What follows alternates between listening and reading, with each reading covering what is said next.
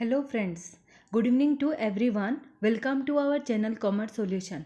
So friends, as we have started the paper 2, that is first unit business environment, today is lecture number 33. So friends, we have already discussed the FDI. What is foreign direct investment? FDI. In last lecture, what is FDI? Today I have already told that this is a very 100% sure topic which is going to come in exams, and it is always asked by the NTA in every shift of commerce. So friends, needs of foreign investment. Need क्या है foreign investment की? What is the need? क्यों है FDI की need?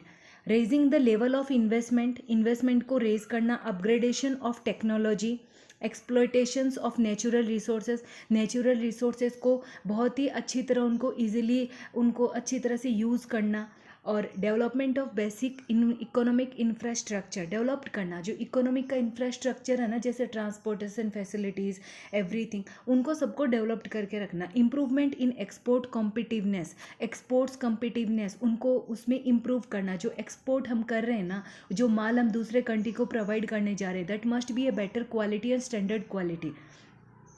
Improvement in balance of payment position. जो balance of payment है ना, उसकी पोजीशन हमेशा सरप्लस में रहनी चाहिए, ना कि डेफिसिट में और ना ही इक्विलिब्रियम में. बिकॉज बैलेंस ऑफ पेमेंट, जो इंपॉर्टेंट एक्सपोर्ट्स जो हम करते हैं, उसका वो जो मेन बैलेंस है ना, जो दो देशों के कंट्रीज़ के अकाउंट होते हैं, दैट इज़ जो हम आगे स्टडी करने वाले हैं. बेनिफिट्स टू कस्टमर को बेनिफिट होना. रेवेन्यू टू गवर्नमेंट को रेवेन्यू जनरेट होना, क्योंकि अगर हमारी कंट्री में अगर अच्छा है, अगर इकोनॉमिक डेवलप्ड है, तो जीडीपी ग्रोथ है, तो हमारी गवर्नमेंट क्या होगी, उसमें रेवेन्यू जनरेट होगा.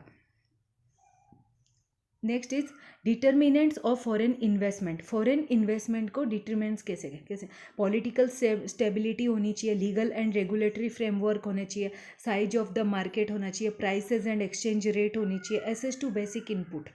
Political stability, determinants of foreign investment किस तरीके से हम डिटर्मिनेंट्स करेंगे? पॉलिटिकल स्टेबल होना चाहिए, लीगल एंड जो रेगुलेटरी फ्रेमवर्क लीगली होना चाहिए, हर चीज़ लीगल लॉ के अनुसार. साइज ऑफ द मार्केट क्या है उसकी, prices, exchange rate, access to basic inputs क्या है. एफडीआई रूट्स क्या है, एफडीआई के रूट्स क्या है, किस तरीके से एफडीआई हम फॉरेन डायरेक्ट इन्वेस्टमेंट कर सकते हैं. एक तो ऑटोमेटिक रूट है जिसमें नो परमिशन इज़ रिक्वायर्ड, एक ऑटोमेटिक है डायरेक्ट जाना जिसमें कोई लीगली नो परमिशन रिक्वायर्ड नहीं, और एक गवर्नमेंट के through, that is approve license required, जहाँ पे हमें अप्रूवल भी चाहिए और गवर्नमेंट का लाइसेंस भी चाहिए, गवर्नमेंट अप्रूव चाहिए, ना कि हम ऐसे डायरेक्टली नहीं जा सकते. What are the modes of FDI? Modes क्या क्या एफडीआई के?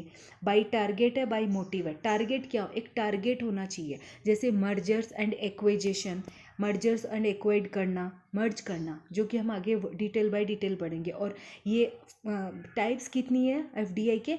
एफडीआई हॉरिजॉन्टल एफडीआई, ये बैकवर्ड एफडीआई, ये फॉरवर्ड एफडीआई, ये सब क्या टारगेटेड में आते हैं. जो मोड्स है ना, वो टारगेटेड में आएंगे. नेक्स्ट है बाय मोटिव. मोटिव क्या है? Resource seeking. मोटिव क्या होना चाहिए, एफडीआई क्यों कर रहे, एक तो टारगेट की तरफ से और एक मोटिव. तो मोटिव क्या होगा? Resource seeking, market seeking, efficiency seeking, strategy, asset seeking, ये सारी चीज़ें. रिसोर्स एलोकेट कैसे करना, मार्केट देखना, एफिशिएंसी क्या है हमारी कंट्री की, स्ट्रेटेजिक एसेट सीकिंग, एसेट्स किस तरीके के. So we will go through details in next lecture. So no today only what is horizontal FDI. Horizontal FDI किसे कहते हैं?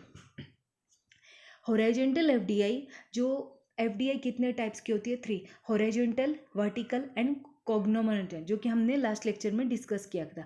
तो arise when A firm duplicates its home country based activities at the same value chain stage in A host country through FDI. जब भी ये horizontal FDI कब ओकर होती है? जब भी कोई फर्म डुप्लीकेट्स करता है its home country based activity, जो उसके होम कंट्री में जो एक्टिविटीज़ है ना, जो वो होम कंट्री में अपनी कंट्री में जो कर रहा है, वही सेम चीज़ें, सेम वैल्यू चेन वो दूसरी कंट्री में स्टार्ट कर रहा है. That is what horizontal FDI. Horizontal FDI decreases international trade as the product of them is usually aimed at host country.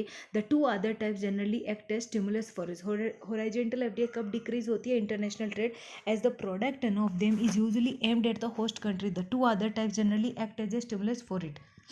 So friends, for today only this much. If you want to join my Telegram channel, the link is given in the description box, and please write in the comment box about my lecture, and so that I can provide new lectures So friends, please motivate me and subscribe my channel so that I can bring you further videos, and any queries you can write in the comment box.